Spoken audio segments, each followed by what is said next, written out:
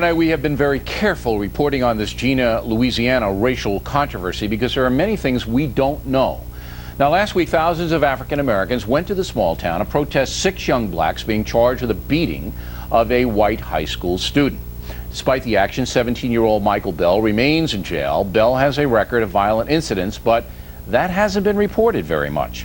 And in Virginia, 4 black teenagers apparently assaulted a 13-year-old white student, and authorities are investigating that situation.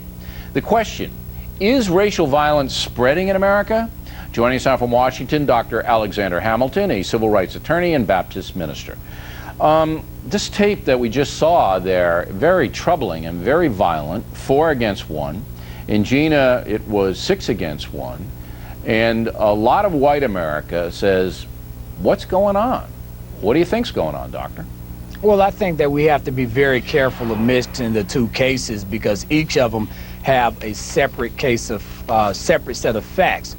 In the Norfolk, Virginia case, the police officers are actually now saying that this does not appear to be an issue of race, that the actual beatings were not provoked by race. Okay, but the problem with that is that the victim says, I don't know why they beat me up. There was no reason, and the police cannot assign a motive to it. And of course, the police are going to say it wasn't racial because they don't want more trouble. I understand all of that. But until we know why 4 black youths descend on 1 white youth, then we're going to have to chalk it up into this might be, attached to the Jena controversy because it's so intense in Jena. What do you think about the Jena thing anyway, doctor? Well, I think that people need to realize that African Americans are not suggesting that anybody should be simply given a pass on committing crime and beating anybody up. The civil rights movement was a movement about nonviolence. What we are arguing is, does the punishment fit the crime? With Michael Bell, we have a situation that when these gentlemen were originally charged, they were charged for attempted murder. Given the set of facts that went down in Jena, anybody, any type of attorney, whether you're a civil rights or even prosecutor, could look at these set of facts and say that they did not warrant being charged as an adult.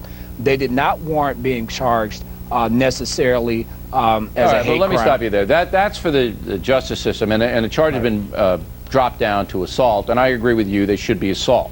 But 16-year-olds with a long violent rap sheet, as this Bell has, in many, many venues have been charged as adults. I don't have a problem with that. This Bell is a bad guy.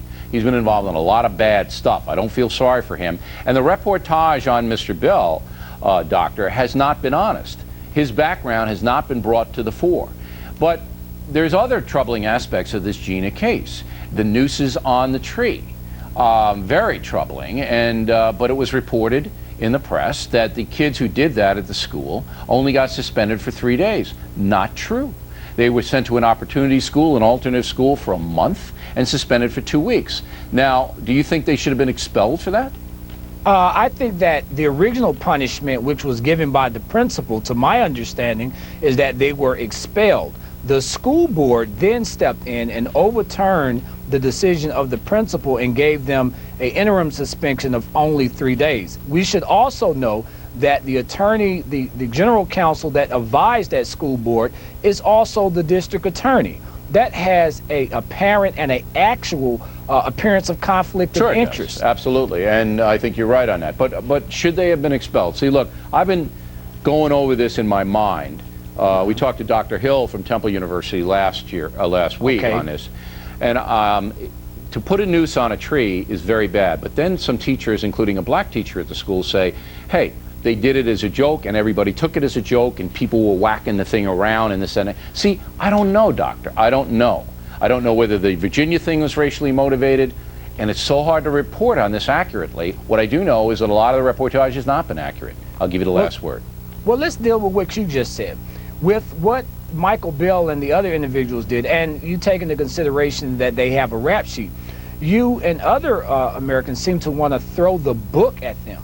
But for the noose incident, it seems that people are arguing the contrary, that the book should not be thrown at them. I think that in both of these situations, you have kids, and we have to be asking in this country, what is going on with our children? Yeah, I agree. Do we want to run? Right. Yeah, I think you're right. I think they're kids, but kids can kill, and kids can hurt. Anyway, we're going to stay on the story. We're going to give everybody honest reporting here, not slanted either way. Doctor, we appreciate you taking the time this evening. Bill, I appreciate it.